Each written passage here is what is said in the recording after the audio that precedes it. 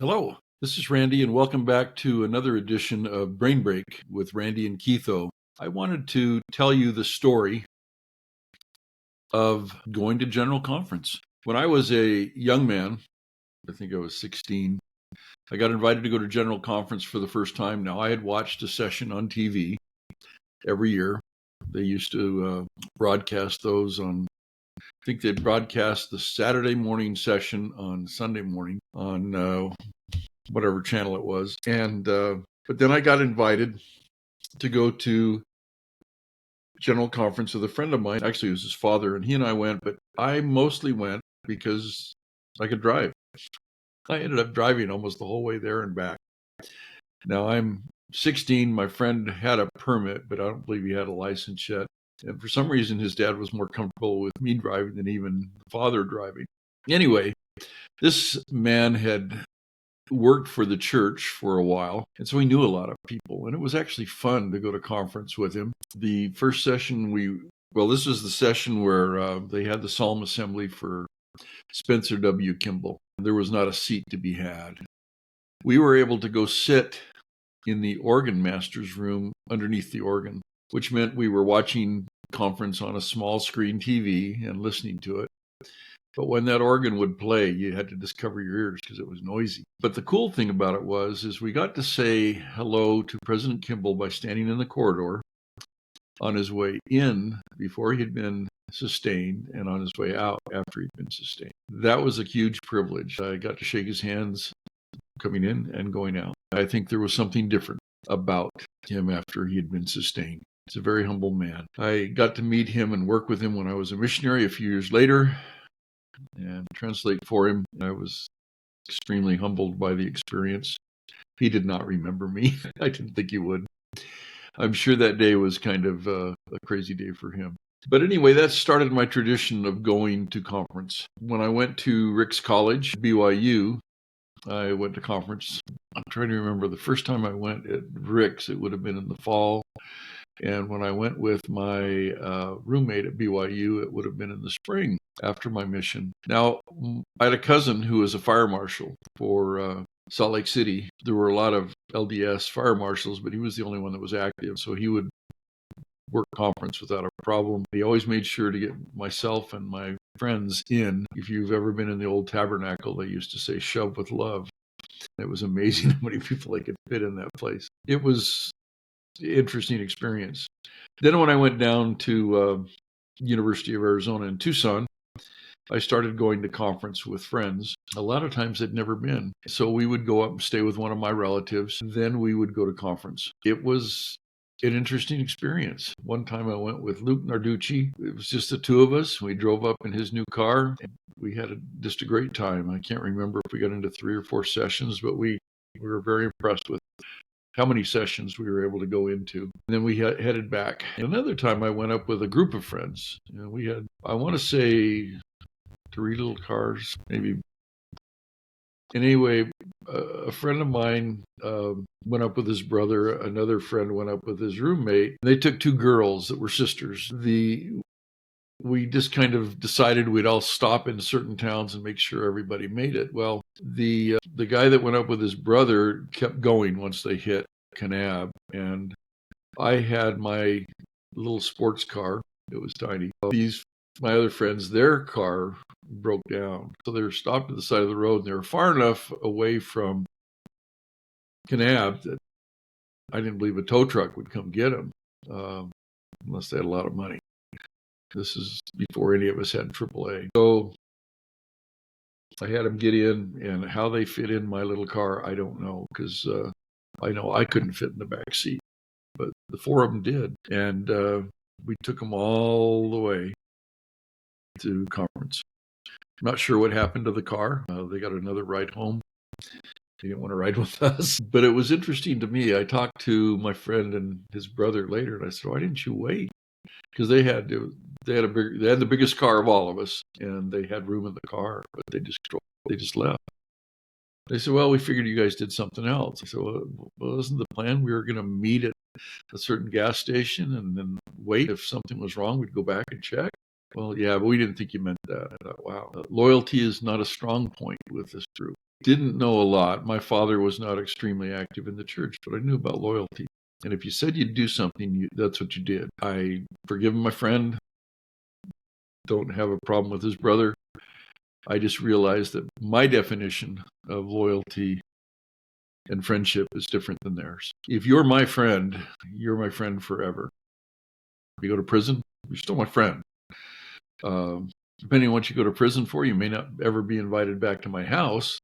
You certainly won't be around my children or grandchildren, but you're still my friend. I'll do what I can. I'll look out for you. I'll write you letters, encourage you, let you know that there is a life after something like that. I've actually had that experience with an acquaintance or two.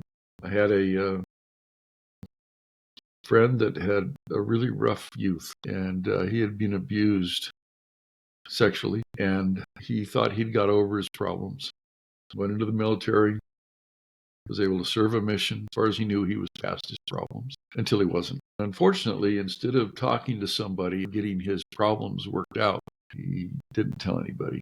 Finally, his problems became too big. He was going to get caught, so he turned himself in. He thought he'd go to prison for a couple of years. Went to prison for 18 years and got out, did an amazing job rebuilding his life, saved up enough money, got a bicycle, rode it a long ways to his job every day, and saved up enough money to buy a house. He did. He lived in it by himself, small house, cooked his own food, took care of his yard, really made the house nice. Finally helped him buy a car, doing everything right, except when he wasn't. And that's the problem, is once you get off the track that you're supposed to be on, you're going to be watched a lot more carefully. In his case, I don't believe he thought about that. But as I said to another group I spoke to recently, you need to be careful who you confess to. If he had confessed his weakness to a church leader, then they kept it confidential. They would have at that point because he hadn't hurt anybody. Wouldn't have been a problem. But he didn't. He confessed it to a probation officer. The probation officer promptly arrested him, sent him back to prison. The judge decided he could do another 5 years in prison. He was already an older man. Now, when he gets out, he'll be much older. It's not quite my age. Sometimes I feel there's not many people that are my age. But still write him regularly, talk to him about, hanging in there, being good. One of the things I told him, and this is partly from my experience as a prison chaplain, is that what's interesting about going to prison is you typically, all your temptations are gone. So you really can't judge your punishment time as being able to get over those temptations because you're told what to do all the time. If your temptation is stealing from somebody else in prison, that won't be tolerated. You'll be killed. Or stealing a cigarette even. I mean, it's crazy. If your temptation is to abuse other people, unless you're huge, that's not going to happen. Prison isn't what you see on television. First of all, they show prison as being scarier than jail. No, jail's scarier because everybody's together. You go to prison, you're separated by basically what you did and your likelihood to reoffend. My big concern for anybody in prison is that they maintain their hope, because it's pretty easy to lose hope in there. The food's not great. And, I'll be honest with you, the food in the Arizona prisons isn't bad.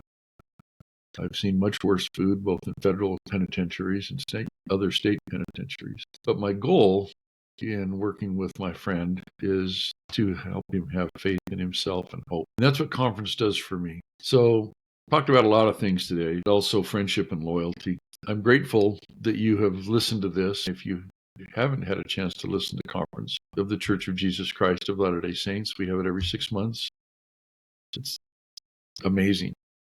I have a friend that listens to conference even though he's not a member of the church. He used to work with me over in California. In my teenage years, I ran track and fished with my dad and had a paper route. This guy in his teenage years played hard rock and he had long hair. Once he discovered the Tabernacle Choir, all that left him. He had every single album of the Tabernacle Choir. When we went to Salt Lake City for a work meeting, I was able to take him not only to the Sunday morning meeting of the Tabernacle Choir, where they do the recording, but also to the rehearsal. He was in tears. I mean, to see this big guy who I knew had been a hard rocker, headbanging rocker, in tears at the beauty he was hearing was just awesome. While we were up there in Salt Lake, every night we went to dinner. Every night, everybody else wanted to do something else, but I would go and do genealogy with them. Or we went to the visitor center one night, and then another night we saw the Tabernacle Choir rehearse. And then on Sunday, before we went home, I was able to go with him to the Sunday morning broadcast. And that was awesome. He thought it was amazing. He couldn't believe what a great treat that was for him, because he listened to that broadcast every week when he was at home. And his wife listened to it while he was gone. He didn't realize she had gotten kind of addicted to it as well, or hooked on it, if you will. But anyway, life is great. Thank you so much. Follow your own definition of friendship and loyalty. I'm grateful for what I have. If you're my friend in elementary school and I meet you again, you're still my friend. I don't care what's happened. Things happen to all of us. I didn't always have a beard. I used to have more hair. My face wasn't always so red. I'm grateful for the opportunities that life has given me. Thank you so much for joining me for this edition of Brain Break with Randy and Keitho. Please like and subscribe. Tell your friends about us. And if you can, leave us a comment. We actually enjoy those and learn quite a bit. Thank you.